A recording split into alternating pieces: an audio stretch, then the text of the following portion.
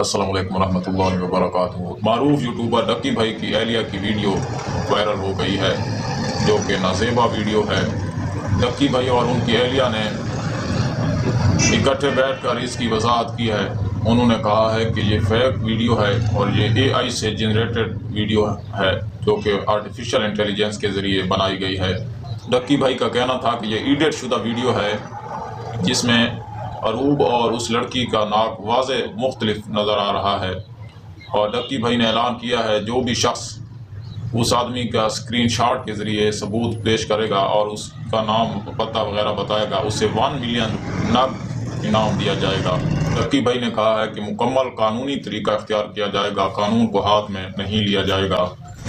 Cyber crime के ज़रिए उस आदमी पर जिसने भी ये वीडियो एडिट की है केस किया जाएगा। जो इस मसले की वजाहत करते हुए अरूब जतोई का कहना था कि कुछ दिन से मुझ पर जो गुजर रही है वो मैं जानती हूँ, मेरा अल्लाह जानता है या डक्की जानता है।